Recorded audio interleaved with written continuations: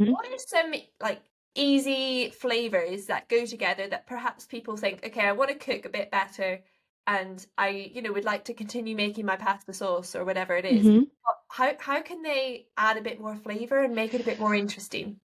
I think so. The big one is making sure you're seasoning properly with salt. Salt is so important. It doesn't make food taste salty if you use it properly. It actually enhances flavor.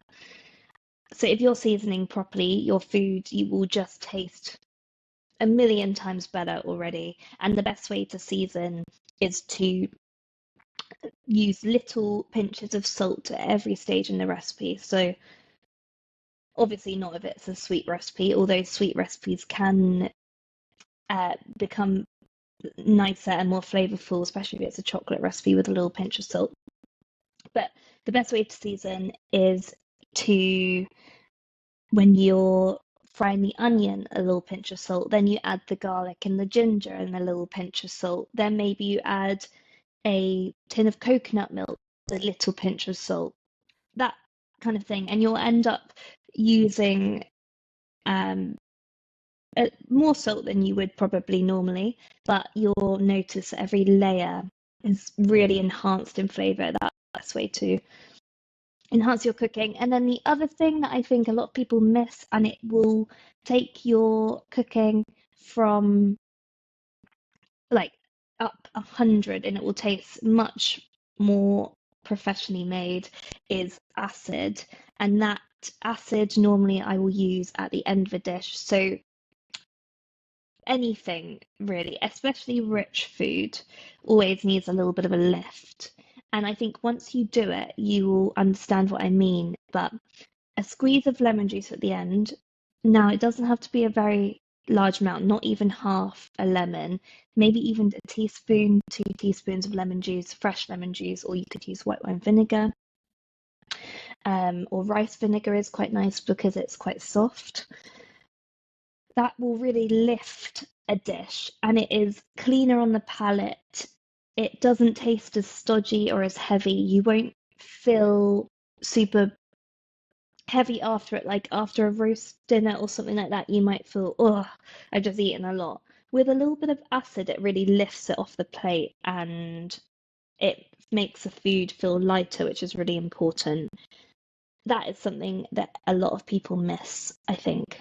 Wow, that's super interesting. I've never heard that. So Yeah. say it's a roast dinner, where are you Mm. putting, the lemon or the vinegar? Are you putting it on the meat? It would be in an element of the dish. So let's say maybe the greens that you were having with the roast dinner, a little squeeze of lemon over them.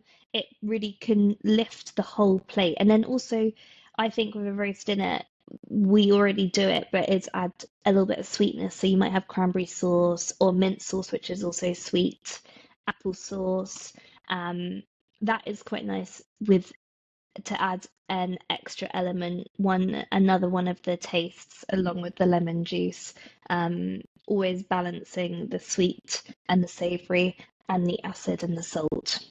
Wow, and even a little bit on the greens can make such a difference to the whole meal. I, That's I brilliant. really do think so. And I think also in things like soups, risottos, it's really important. Yeah.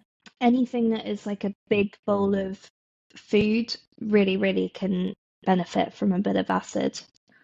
And are you a fan of bulk cooking? I imagine that you do, obviously, day to day, you'll do a lot of your cooking as you kind of go through the day, like trying recipes and so on. But what about bulk cooking? Is that something you are a fan of, or it can be kind of difficult to make a big Hmm. bulk meal actually taste good?